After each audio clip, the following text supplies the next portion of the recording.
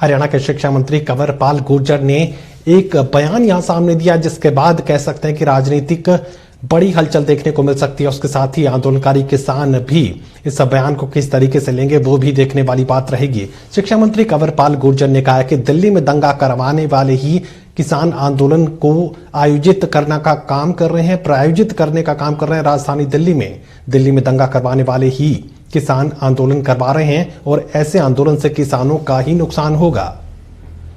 बड़ी खबर आपको बता दें, हरियाणा के शिक्षा मंत्री कंवरपाल गुर्जर का बयान सामने आया है, जिसमें यह कहा गया कि आंदोलन करने वाले दरअसल दिल्ली में दंगा करवाने वाले लोग ही किसानों के इस आंदोलन को चलाने का काम कर रहे हैं। उसके साथ ही यह भी कहा गया कि राजधानी दिल्ली में जो दंगा करवाने वाले लोग थे वही इस आंदोलन को चलाने का काम कर रहे हैं।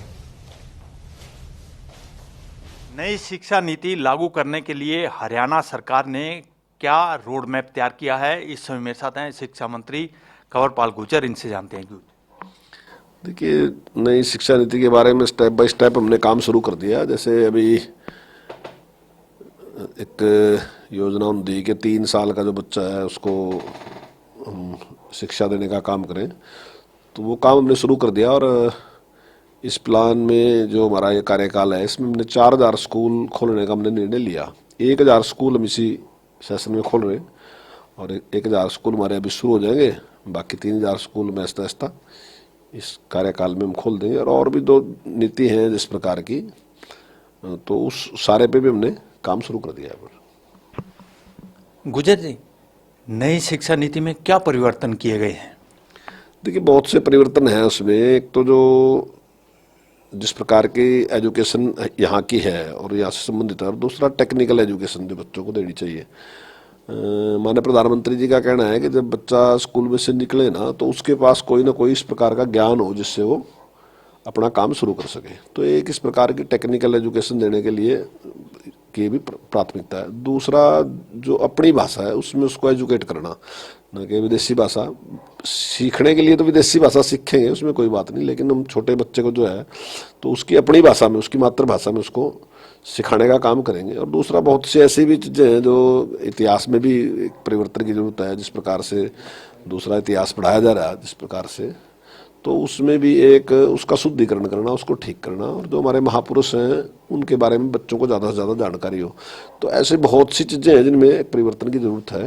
तो उस पर सारा का सारा, और ये बहुत लंबे टाइम के बाद, मैं समझता हूँ काफ़ी लंबा टाइम इसमें लगा है और बहुत जो विद्वान लोग हैं वो इसमें लगे। और मैं समझता हूँ दुनिया में शायद सबसे बड़ा सर्वे है इसमें जो किया गया। लाखों लोगों से पूछने के बाद, उनके सुझाव लेने के बाद तब ये नई शिक्षा नीति सामने आई है। गुर्जर जी, आपने कहा है कि नई शिक्षा नीति को चरणबद्ध तरीके से लागू किया जाएगा। जो शिक्षक हैं उनकी ड्यूटी कभी तो चुनाव में लगाई जाती है, कभी जनगणना में लगाई जाती है, कभी मिड डे मील के प्रबंधन में लगाई जाती है। इसके अलावा शिक्षकों पर रिजल्ट का भी दबाव रहता है। तो इस सारे हालात में नई शिक्षा नीति कैसे जल्द लागू हो सकती है? देखिए, जो मिड डे मील की आपने बात कही, उसके लिए वहाँ कर्मचारी नियुक्त हैं, वही खाना बनाते हैं, वही देते हैं। तो थोड़ा जो वितरण की कोरोना एक अचानक आ गया, इसकी वजह से थोड़ी उनकी ड्यूटी लगी। उसमें कोई उनकी ड्यूटी नहीं, वो खाना बनाने वाला है, सिर्फ देख रेख उनकी जिम्मेदारी है। जहाँ तक चुनाव की बात है, देखिए चुनाव एक बिल्कुल 5 साल में एक बार होता है, तो उसमें मैं नहीं समझता कि कोई इतना वो है। और उसको अब उस चुनाव को कराने के लिए अलग से आप कहोगे स्टाफ रखें, तो ये संभव नहीं है, क्योंकि वो एकदम का इतना बड़ा काम है। तो सारे मिलके उस काम को 2-3 दिन में, उसमें टीचर भी होते हैं, दूसरे अन्य अधिकारी भी होते हैं, दूसरे विभागों से भी सब लोग होते हैं, तो मिलके उस चुनाव को हम कराते हैं। तो वो इतना टाइम नहीं है। स्टेप बाय स्टेप हम जो उनकी ड्यूटियां थी आहिस्ता आहिस्ता हम कम करते जा रहे।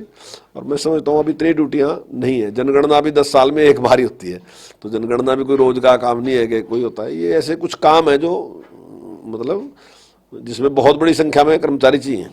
अब ऐसा नहीं है कि ये थोड़े दिन का ही काम होता है। अब इसके लिए अलग से कर्मचारी तो रखे नहीं जा सकते। जो कर्मचारी हैं इस टाइम उनसे ही उसमें काम लिया जाता है। लेकिन ज़्यादातर जो उस प्रकार की ड्यूटियां थी वो धीरे धीरे समाप्त होती जा रही। ये कुछ काम है वो तो करने ही पड़ते हैं।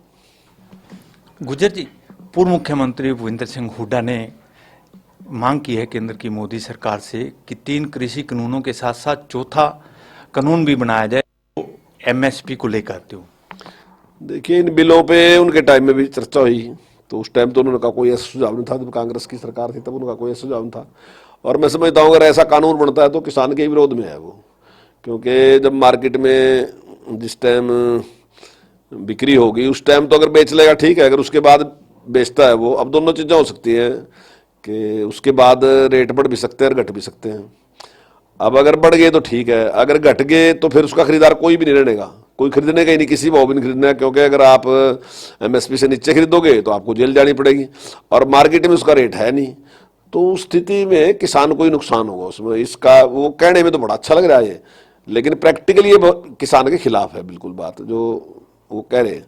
जो उन्होंने एमएसपी की गारंटी की बात कही, देखिए गारंटी तो आज तक भी ये शासकीय आदेश ही था और अब भी शासकीय आदेश है, लेकिन सरकार ने उसके बावजूद भी, अभी हमारे कृषि मंत्री ने कहा कि अगर लिखित में भी चाहिए तो लिखित भी देने के लिए तैयार हैं। और एमएसपी समाप्त होने वाली चीज नहीं है, तो एक केवल डर दिखाने की बात है। एमएसपी तो समाप्त हो ही नहीं सकती ना, आज समाप्त हो मैं दावे के साथ कह रहा किसी की भी सरकार बनो, लेकिन 50 साल तक की तो मैं गारंटी देता हूँ 50 साल तक तो खत्म हो ही नहीं सकती कहीं भी, आज ऐसी स्थिति है ही नहीं। अब देश में 140 करोड़ लोग हैं और उनमें से कम 70 करोड़ से ज्यादा लोग ऐसे हैं जिनको कहीं ना कहीं किसी न किसी तरीके से सरकार ही उसकी पूर्ति करती है, अनाज की पूर्ति करती है। तो कोई भी सरकार ऐसी हिम्मत कहाँ कर सकती है कि 70 करोड़ लोगों को सड़क पे छोड़ देंगे, भाई आप अपना इंतजाम अपने आप करो।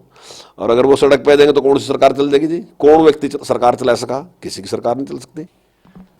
गुजर जी, ये आंदोलन कब तक खत्म हो जाएगा? क्योंकि 1 महीना से ऊपर हो गया है किसान सड़कों पर बैठे हैं। देखिए, बेवजह आंदोलन है, आंदोलन का कोई कारण ही नहीं है। देखिए, जो जहां कुछ चीज फालतू दी, आपको आपका एक अधिकार था कि आप अपनी फसल लेंगे और आप मंडी में बेचेंगे। अब एक छूट और दे दी कि अगर आप मंडी के बाहर बेचना चाहें तो बेच लो, तो मंडी के बाहर तो आप तभी बेचोगे ना कि अगर आपको ज्यादा पैसे मिलेंगे। तो अगर आपको ज्यादा पैसे मिलते हैं, जैसे सरकार का रेट 1975 रुपए गेहूं का है आने वाले टाइम में, तो अगर मान लीजिए आपके 2200 रुपए का ग्राहक आपके पास है या 2300 रुपए का ग्राहक आपके पास है, 2400 का 2500 का ग्राहक आपके पास है, या ऑर्गेनिक आपकी गेहूं है आपके पास 4500 रुपए का ग्राहक है, तो जो भी अगर ग्राहक है तो आप अपनी बाहर भेज दो, कोई गैर कानूनी नहीं है, आप बेचो। पहले गैर कानूनी था, आप गैर कानूनी नहीं रहा। और अगर आपकी नहीं बिकती तो आप मंडी में बेच लो। तो एक छूट दी ना, तो उसके खिलाफ किस कैसे आंदोलन करें। दूसरा है कॉन्ट्रैक्ट फार्मिंग।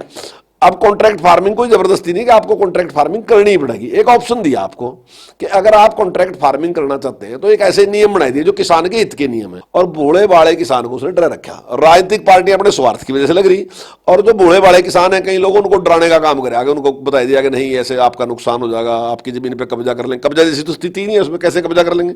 इन्होंने तो पहले भी ऐसे ही किया। ये वही लोग तो हैं जो उनसे इसका लीडरशिप कर रहे हैं कि जिन्होंने पहले कहा कि सीए अगर लागू हो गया तो मुसलमानों की नागरिकता समाप्त हो जाएगी। अब कहाँ है वही की समाप्त, लेकिन दिल्ली में दंगा करवाने के बाद ही मानने। जब तक दिल्ली में दंगा नहीं हुआ तब तक मानने नहीं, मस्जिद पे डरे। आपके सामने जो किया, यहाँ भी लोगों की सोच इस टाइप की है। तो मेरा निवेदन ये है कि किसान भाई जो इसमें लगे हैं, जो वहाँ बैठे हैं, वो बिल्कुल निष्पक्ष होगा, ना किसी की पार्टी का पक्ष करें ना किसी का विचार करें, केवल और केवल ये देखें कि ये बिल हमारे पक्ष में है या हमारे खिलाफ है। और अगर बिल हमारे पक्ष में है तो निश्चित तौर से इनको घर वापस भी आना चाहिए और इसका इन जो लीडर हैं इनका विरोध भी करना चाहिए। ये थे मेरे साथ शिक्षा मंत्री कंवरपाल गुर्जर। इन्होंने कहा है कि नई शिक्षा नीति को चरणबद्ध तरीके से लागू किया जाएगा। वहीं इन्होंने 3 कृषि कानूनों को किसानों के हित में बताया। Anil Kumar, total news, Chandigarh.